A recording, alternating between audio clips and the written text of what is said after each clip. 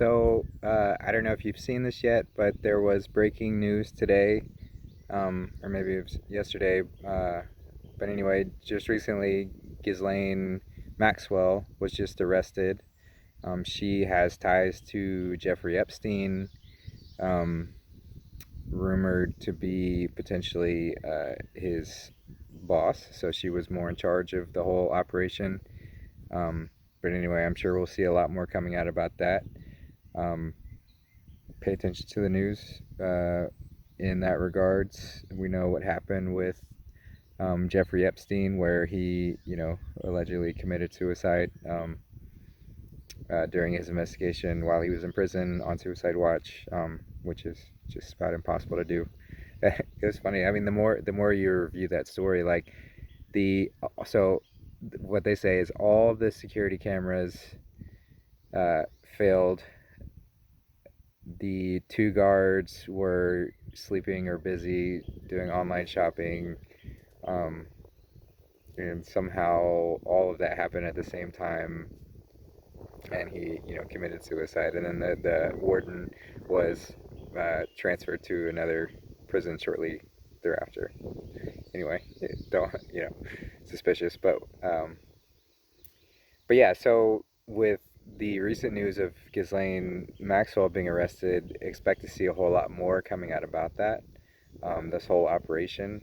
Um, just wanted to kind of go into how, like, tie some pieces together that people might not have considered if you're just kind of vaguely following.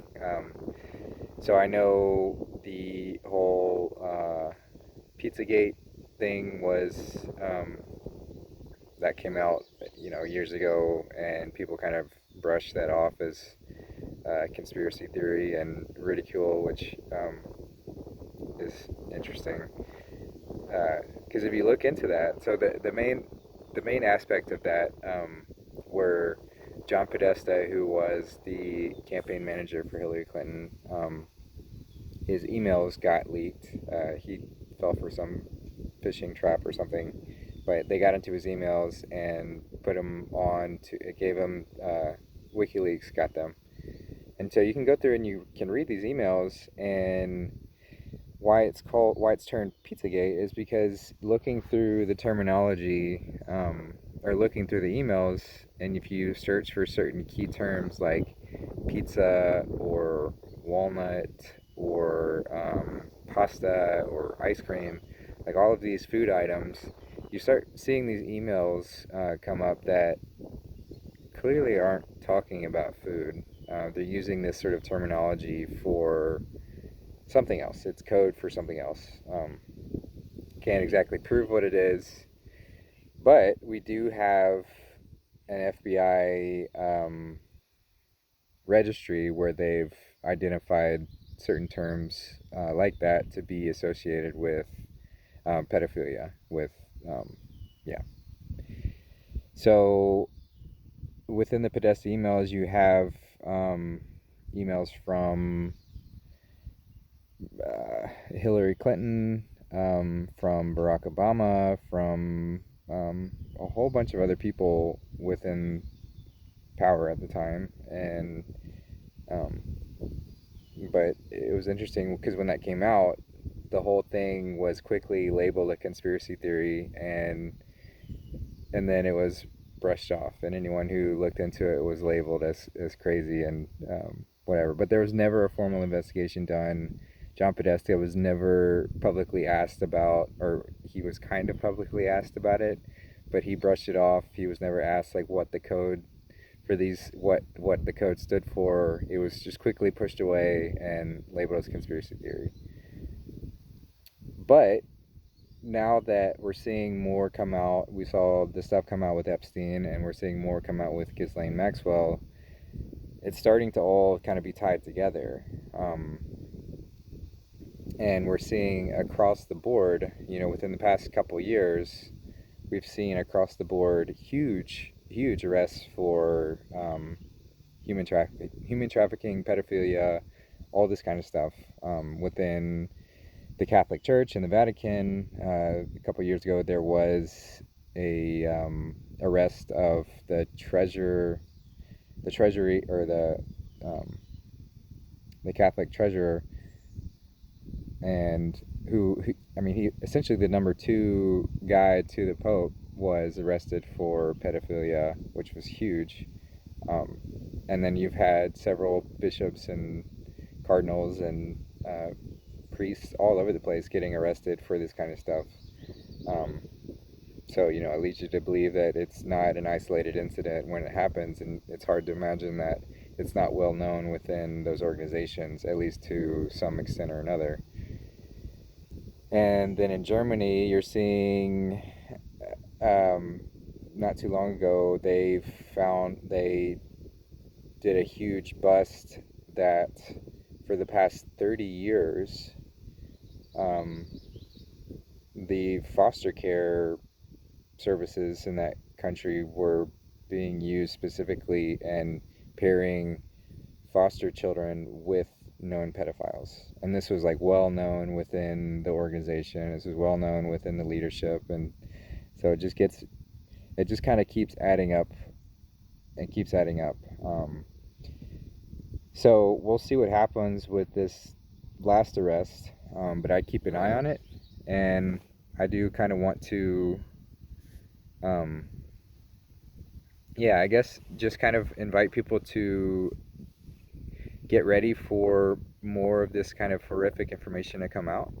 Do some more spiritual work to prepare yourself for that to be revealed, because a lot of people that we've revered as being good people and have our best intentions are involved with this kind of behavior, and it gets pretty disgusting, pretty dark, pretty quick. And so that's why it's really important to balance, know your limits when processing this kind of information.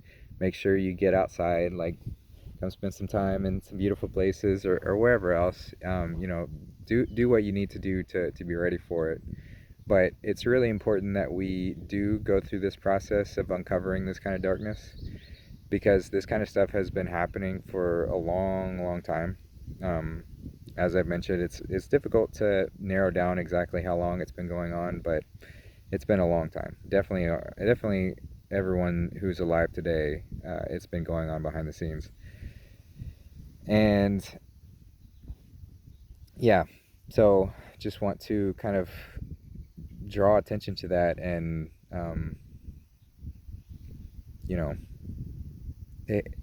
the truth isn't always forgiving. The truth can be pretty belligerent that way. It's not really, the truth just is regardless. And even if the truth is hard to hear, it's still the truth. And the more that we kind of come to terms with the truth and get it out there, the more that we can shine that light and increase transparency within our world, so that this kind of stuff doesn't happen. So yeah, I mean, that's about it. I mean, again, I've been looking into this kind of stuff for a good amount of time. If anyone's curious or wants to know more, definitely reach out. If you have a hard time kind of processing anything, let me know. I'm happy to give some aid or support however I can. But I do want to be optimistic, because while it may seem pretty gross and nasty, it's actually really really positive, in the sense that since this is being exposed, we're going to be able to move past this, and we're going to realize like how prevalent this was within the control structure of how our world has been set up. And by removing this kind of taint, this sickness, we'll be able to have a much more mutually beneficial society set up, once we kind of aid that transparency and get rid of these bad actors. So good things coming. It's still going to be weird and icky for a bit as we go through it. since these people are very powerful, they're going to continue to try and do things to clog the news cycles to get people to not pay attention to it. So be wary of real events, potentially violent events happening. Yeah, because it's literally life or death for these people at this point. So anyone who's involved with it, who's not willing to turn themselves in, is going to be doing everything in their power to keep us from discovering the truth. And so yeah, just be wary, be vigilant, especially this weekend. This weekend's a big one. But yeah, that's July 4th weekend. But yeah, that's all. Love you guys. Just, keep your faith, keep your head up. We're working through all this, and yeah, we're gonna get to the other side, and I'm excited about that. Yeah, take care.